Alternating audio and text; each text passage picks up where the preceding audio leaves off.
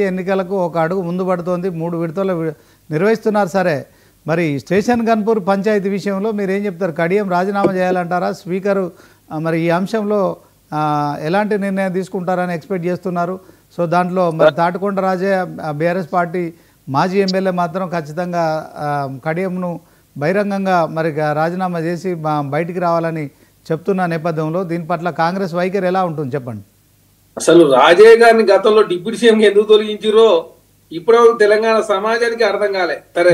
తనకన్నా అర్థమైందా లేదా, తనకన్నా ఏమైనా చెప్పిరా లేదా అడగాల్సిన అవసరం ఉంది. ఎందుకంటే గతంలో వారు డిప్యూటీ సీఎం గా ఉన్నప్పుడు అకారణంగా కారణం లేకుండా తొలగించారు.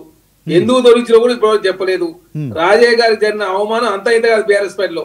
ఆ బీఆర్ఎస్ పార్టీ ఇంకా కంటిన్యూ అవుతూ ఏకంగా కడియం సీ గారి గురించి మాట్లాడితే ఇట్లా బీఆర్ఎస్ పార్టీ దాదాపు 58 మందిని, ఒక్కటి కాదు రెండు కాదు, ఎమ్మెల్సీలను, ఎమ్మెల్యేలను, ఎంపీలను, అదే కాకుండా 58 మందిని టీడీపీ నుంచి, కాంగ్రెస్ పార్టీ నుంచి, వైఎస్ఆర్సీపీ నుంచి, బీఎస్పీ నుంచి, సిపిఐ పార్టీ నుంచి, అదే కాకుండా టీడీపీ నుంచి అన్ని పార్టీలను జాయిన్ చేసుకొని వాళ్ళేదో బీఆర్ఎస్ పార్టీ స్వచ్ఛందంగా ఉన్నట్టు, వాళ్ళు అసలు జాయిన్గే చేసుకున్నట్టు, పార్టీ ఫిరాయింపులకే పాల్పడినట్టు, కాంగ్రెస్ పార్టీ గెలిచిన సబితా రెడ్డి గారికి మంత్రివర్గం తీసుకున్నారు, టీడీపీలో గెలిచిన తలసాని శ్రీనివాస్ యాదవ్ గారిని మంత్రివర్గం తీసుకున్నారు.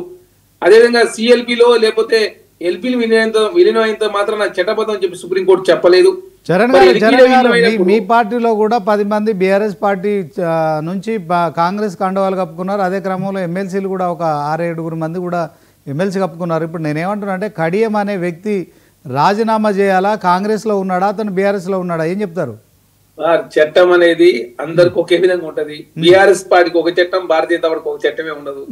భారతీయ జనతా పార్టీ కూడా చాలా రాష్ట్రాల్లో వాళ్ళు విలీనం చేసుకున్నారు. ఏకంగా రాజ్యసభలో అయితే టీడీపీ పక్షానికి విలీనం చేసుకుని, మరి ఇప్పుడు ఎన్డీఏలో టీడీపీ ఉన్నది, టీడీపీ పార్టీ విలీనం చేసుకుని ఎట్టున్నది, మరి ఆంధ్రలో తెలంగాణ టీడీపీ చేసుకుని ఎట్టున్నది, కాంగ్రెస్ పార్టీ బీఆర్ఎస్ విలీనం చేసుకుని తెలంగాణలో కాంగ్రెస్ పార్టీ ఎట్టున్నది అధికారంలో.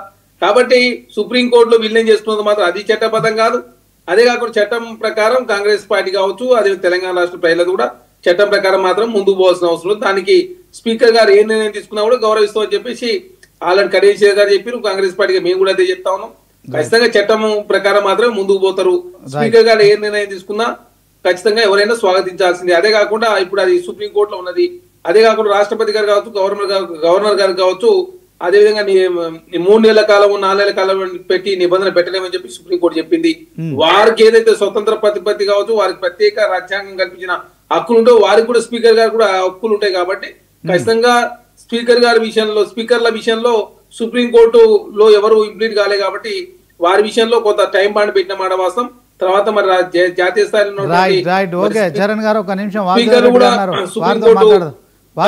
అవకాశం కాబట్టి ఖచ్చితంగా కడియం సీఆర్ గారికి అనర్హత వేటు గానీ అదేవిధంగా రాజీనామా చేయాల్సిన పరిస్థితి కానీ ఉండదని చెప్పేసి నేను భావిస్తాను. ఓకే, వాసుదేవ్ రెడ్డి గారు ఎట్లా